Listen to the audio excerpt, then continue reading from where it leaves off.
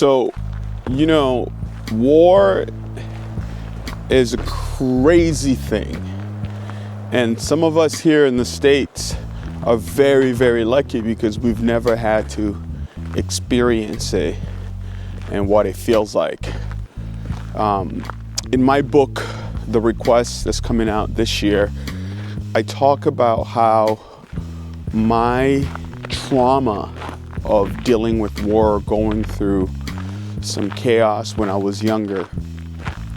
When I was going through it, I wasn't really, at some point, once you realize that that's the reality of what's happening, I was really more about surviving the day-to-day. But the trauma really started to hunt me much later, after I was out of the Congo and I was living in the States. In a very safe environment, I started to feel a lot of anxiety, anxiousness, feeling like I was being hunted by the different experiences that I felt. Today, our world is very unstable with all the stuff that's happening in the Middle East, everywhere. And when I watch videos of people reacting to the bombing, the missiles, it kind of gives me some flashbacks of what I experienced in the late 1990s. One particular experience when I was little in the Congo, right after the civil war happened in the Congo, there was a war next door in Congo Brazzaville.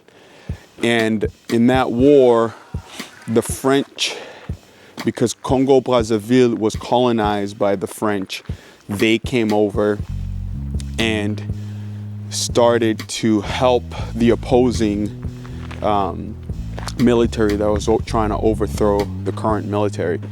So that's next door, not in the Congo where I was born, but next door. Where I lived in Kinshasa, Congo Brazzaville was just separated by water.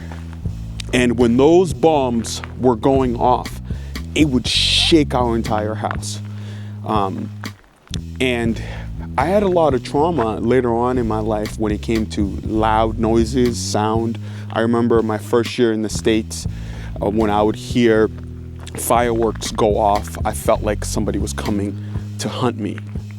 And so those artillery weapons that I'm seeing in the videos happening in the Middle East, it just brought back like really wild experiences and trauma that I experienced when I was in the Congo and there was a civil war happening next door in Congo Brazzaville, where there was bombs going off. It was shaking our house. It was shaking everything for months and months when that happened. I think it's important for us to have empathy and find our grounding during this time without just jumping into the positionality of like, I support this, or I do this, I do that. Innocent people are dying in this particular conflict that's happening, and we should be reflecting on it and what does that mean for us personally in our everyday life, and what we prioritize on, what we care about, in the way that we show up. So we're not contributing negatively, we're not contributing in a way that it creates conflict. And war is not a good thing because innocent people end up being the casualty of it. So as you kick off the week, I know there's a lot of stuff happening. You got work, you got family, the economy, so much stuff happening.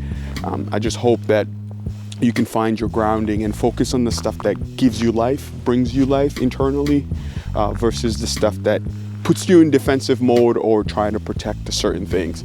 And I'm praying for peace and for the war in the Middle East to end soon, so there's no more casualty, innocent people that are dying. Persevere to excel. Go get it.